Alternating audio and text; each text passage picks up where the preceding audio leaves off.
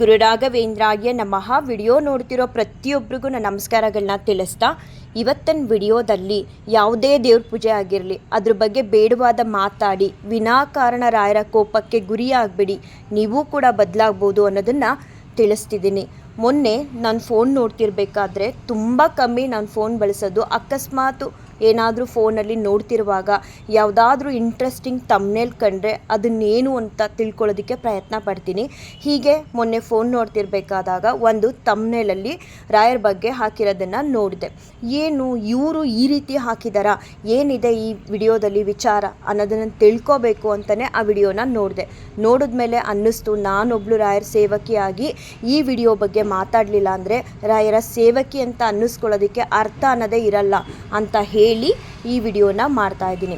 ನಾನು ಹೇಳೋದು, ನೀವು ನಿಷ್ಕಲ್ಮಶವಾಗಿ ಮತ್ತು ನಿಷ್ಠೆಯಿಂದ ಶ್ರದ್ಧೆಯಿಂದ ಯಾವುದೇ ಸ್ವಾರ್ಥ ಇಲ್ಲದೆ ರಾಯರ ಸೇವೆನ ನಿಮ್ಮದೇ ಆದ ಕಾನ್ಸೆಪ್ಟ್ ಇಟ್ಕೊಂಡು ಮಾಡ್ತಿದ್ದೀನಿ ಅಂತ ಅಂದಮೇಲೆ ಬೇರೆಯವರು ಯಾವ ರೀತಿ ಪೂಜೆ ಮಾಡಿದ್ರೆ ಅದರಿಂದ ನಿಮ್ಗೆ ಆಗ ನಷ್ಟ ಏನು ಅಥವಾ ನಿಮ್ಗಾಗ ಲಾಭ ಏನು?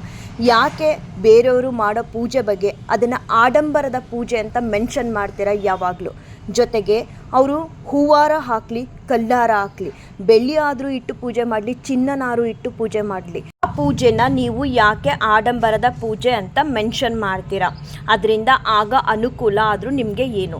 ನೀವು ಸಮಾಜದಲ್ಲಿ ನಿಮ್ಮದೇ ಆದ ಕಾನ್ಸೆಪ್ಟನ್ನ ಇಟ್ಕೊಂಡು ರಾಯರ ಬಗ್ಗೆ ಏನೋ ಸೇವೆ ಸಲ್ಲಿಸ್ತಿದ್ದೀರಾ ಅಂತ ಅಂದಮೇಲೆ ನೀವು ಅದ್ರ ಕಡೆ ಫೋಕಸ್ ಮಾಡಬೇಕು ಹೊರತು ಬೇರೆಯವ್ರ ಚಾನಲಲ್ಲಿ ಅಥವಾ ಬೇರೆಯವ್ರ ಮನೆಯಲ್ಲಿ ಯಾವ ರೀತಿ ಆಡಂಬರದ ಪೂಜೆ ಮಾಡ್ತಿದ್ದಾರೆ, ಅವರು ಚಿನ್ನ ಇಟ್ಟಿದ್ದಾರೆ, ಅವರು ಬೆಳ್ಳಿ ಇಟ್ಟಿದ್ದಾರೆ, ಅವರು ಎಷ್ಟು ಮಾರು ಹೂ ಹಾಕ್ತಾರೆ ಅನ್ನೋದನ್ನ ಕೂತು ಲೆಕ್ಕಾಚಾರ ಮಾಡಬಾರ್ದು. ಯಾರೋ ಒಬ್ರು ರಾಯರನ್ನ ಪೂಜಿಸ್ತಿದ್ದಾರೆ ಅಂತ ಅಂದರೆ ಆ ರಾಯರು ನೀವು ನಂಬಿರೋ ದೇವರೇ ತಾನೇ ಅವ್ರು ಪೂಜಿಸ್ತಿರೋದು. ಅವ್ರಿಗೆ ಮಾಡ್ತಿರೋ ಸೇವೆನ ನೀವು ನೋಡಿ ಕಣ್ತುಂಬಿಸ್ಕೋಬೇಕು ಹೊರತು ಅದ್ರ ಬಗ್ಗೆ ಅಳತೆ ಹಾಕಬಾರ್ದು. ಇಷ್ಟು ಮಾರು ಹೂ ತಂದು ಹಾಕ್ತಾರೆ, ಸರಿ ಅವ್ರು ತಂದು ಹಾಕ್ತಾರೆ, ಯಾರ ಮನೆಯಿಂದ ತಂದು ಹಾಕ್ತಿದ್ದಾರೆ? ಅವ್ರ ಮನೆಯಿಂದ ತಾನೇ ತಂದು ಹಾಕ್ತಿರೋದು, ನೀವು ನಂಬಿರೋ ದೈವಕ್ಕೆ ತಾನೇ ಅವ್ರು ತಂದು ಹಾಕ್ತಿರೋದು. ಅದನ್ನು ನೋಡಿ ನಿಮ್ಮ ಕಣ್ಣಿಂದ ಆನಂದಿಸ್ಬೇಕು ಹೊರತು ಆ ಪೂಜೆ ಬಗ್ಗೆ ಕೂತು ಇದು ಆಡಂಬರದ ಪೂಜೆ, ಇಷ್ಟು ಮಾರು ಹೂ ಹಾಕ್ತಾರೆ, ಇಷ್ಟು ಚಿನ್ನ ಬೆಳ್ಳಿ ಇಡ್ತಾರೆ, ಇವೆಲ್ಲ ಯಾಕೆ? ನೀವೆಲ್ಲ ರಾಯರ ಭಕ್ತರ ಅಂತ ಅನಿಸುತ್ತೆ ನೋಡಿದಾಗ, ಈ ಮಾತುಗಳನ್ನ ಕೇಳಿದಾಗ. ರಾಯರ ಭಕ್ತರು ಅಂದಮೇಲೆ ಅಲ್ಲಿ ನಾನು ಅನ್ನೋದಿರಲ್ಲ, ನನ್ನಿಂದಲೇ ನಮ್ಮಿಂದಲೇ ಎಲ್ಲ ನಡೀತಿರೋದು ಅನ್ನೋದು ಇರೋದೇ ಇಲ್ಲ. ದೊಡ್ಡವರು ಚಿಕ್ಕವರು ಅನ್ನೋದು ಇರೋದೇ ಇಲ್ಲ. ಎಲ್ಲರೂ ಕೂಡ ರಾಯರ ಮಕ್ಕಳೇ, ಎಲ್ಲರೂ ಕೂಡ ತಿಳ್ಕೊಳ್ಳೋದು ಇದ್ದೇ ಇರುತ್ತೆ. ಒಬ್ಬರ ಬಗ್ಗೆ ಒಬ್ಬರು ಕೆಲಸದ ಬಗ್ಗೆ ಅಥವಾ ಒಬ್ಬರು ಪೂಜೆ ಬಗ್ಗೆ ಮಾತಾಡಲೇಬಾರ್ದು. ಅಪ್ಪಿ ಅಲ್ಲಿ ನಿಮಗೆ ತಪ್ಪು ಅನ್ನೋದು ಕಂಡು ಬಂತ ನೀವು ಕಂಪ್ಲೇಂಟ್ ಮಾಡೋದಕ್ಕೆ ಅಂತಲೇ ರಾಯರಿದ್ದಾರೆ. ಅವ್ರ ಹತ್ರ ಹೋಗಿ ನಿಮ್ಮ ಏನು ತೊಂದರೆಗಳಿದೆ, ಒಬ್ಬರು ಪೂಜೆ ನೋಡಿದಾಗ ನಿಮ್ಗೆ ಏನು ಅನ್ನಿಸ್ತಿದೆ ಅದನ್ನು ಹೋಗಿ ರಾಯರ ಹತ್ರ ಕಂಪ್ಲೇಂಟ್ ಮಾಡಿ, ಅವ್ರು ಸರಿ ಮಾಡ್ತಾರೆ. ಅದ್ರಲ್ಲಿ ತಪ್ಪಿದ್ರೆ ಖಂಡಿತ ಸರಿ ಮಾಡೇ ಮಾಡ್ತಾರೆ.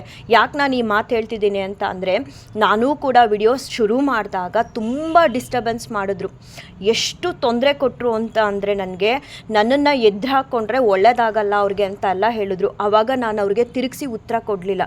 ನಾನು ಮಾಡಿದ್ದಿಷ್ಟೇ, ನೋಡಪ್ಪ ನೀನು ನನ್ನ ಕೈಲಿ ಏನು ಸೇವೆ ಅಂತ ಮಾಡಿಸ್ತಿದೀಯ ಅದನ್ನು ಶ್ರದ್ಧಾ ಭಕ್ತಿಯಿಂದ ಮಾಡ್ತಾಯಿದ್ದೀನಿ, ನಿಷ್ಠೆಯಿಂದ.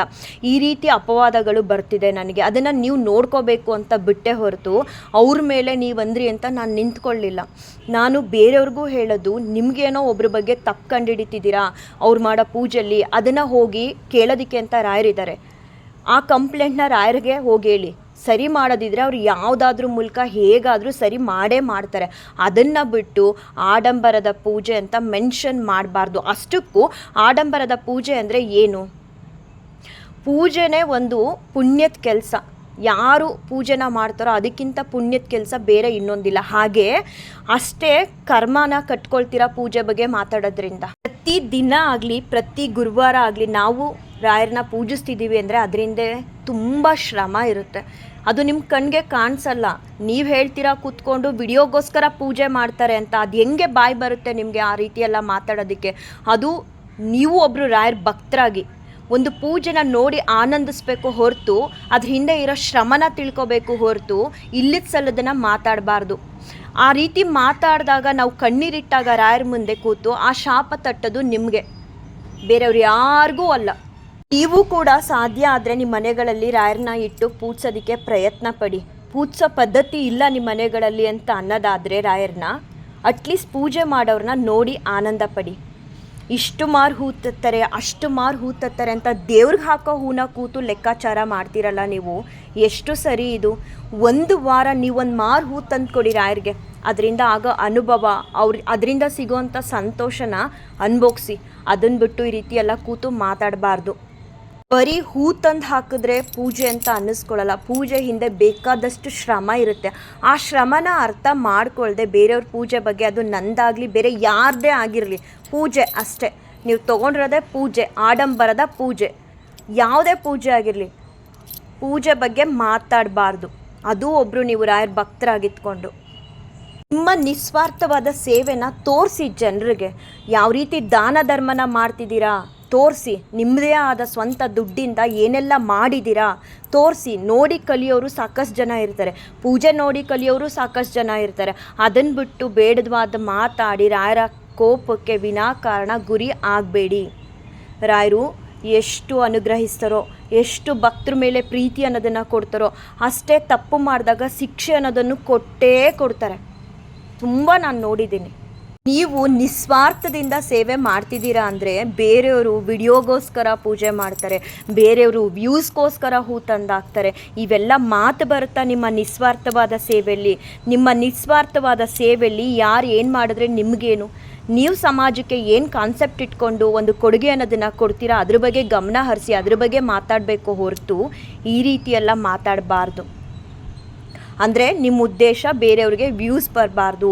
ಬೇರೆಯವ್ರು ಇರೋದೆಲ್ಲ ವ್ಯೂಸ್ಗೋಸ್ಕರ, ಬೇರೆಯವ್ರು ಇರೋದೆಲ್ಲ ವಿಡಿಯೋ ಮಾಡ್ತಿರೋದು ವ್ಯೂಸ್ಗೋಸ್ಕರ, ಲೈಕ್ಸ್ಗೋಸ್ಕರ. ಹಾಗಾದರೆ ನೀವು ಮಾತಾಡ್ತಿರೋದು ಯಾವುದಕ್ಕೋಸ್ಕರ? ಪ್ರತಿ ಗುರುವಾರ ನಾವು ರಾಯರನ್ನ ಪೂಜಿಸೋದಕ್ಕೆ ಪಡುವಂತಹ ಕಷ್ಟ ನಮಗೆ ಮಾತ್ರ ಗೊತ್ತಿರುತ್ತೆ. ಅಷ್ಟಾದರೂ ನಾವು ರಾಯರನ್ನ ಪೂಜಿಸ್ತಿದ್ದೀವಿ ಅಂದರೆ ರಾಯರಿಂದ ನಾವೇನೋ ಪಡ್ಕೊಳ್ತಿದ್ದೀವಿ. ಈಗ ನಿಮ್ಮ ಮನೆಗಳಲ್ಲಿ ಏನೇ ಮಾಡಿದ್ರೂ ಅದನ್ನು ವಿಡಿಯೋ ಮಾಡಿ ಅಪ್ಲೋಡ್ ಮಾಡಲ್ವಾ?